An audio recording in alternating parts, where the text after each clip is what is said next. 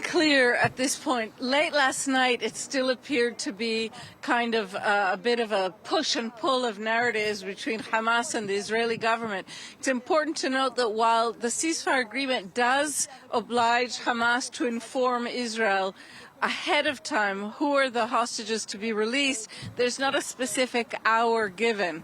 That said, now it is definitely late, and people here are still trying to figure out if Hamas is using sort of what's left of its ability to manipulate Israeli public opinion, if this is part of a game, or if in fact there's a real problem on the ground and therefore a real impediment to the launch of this very important ceasefire, something that is preventing it from being able to actually provide Israel with this list.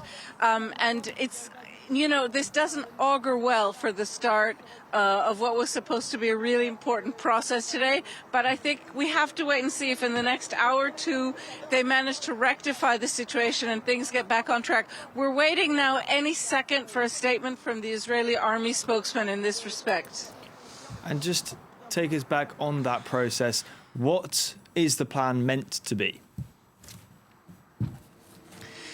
The plan was meant to be really right now, 8:30 a.m. Israel time, for the guns to cease firing.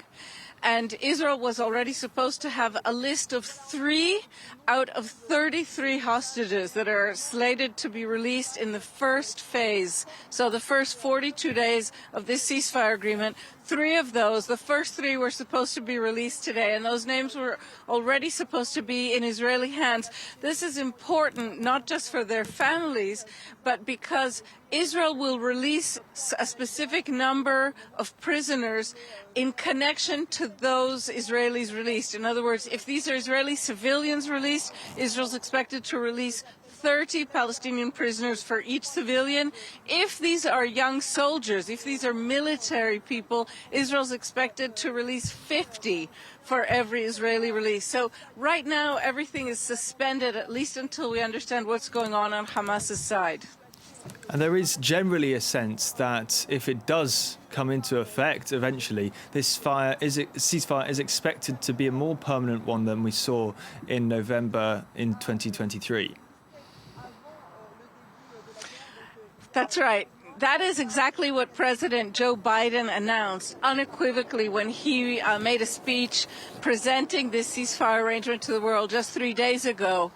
But, you know, it's a 3-phase deal, and the permanent ceasefire and a declaration of the end of the war is only expected to come in at the start of phase 2.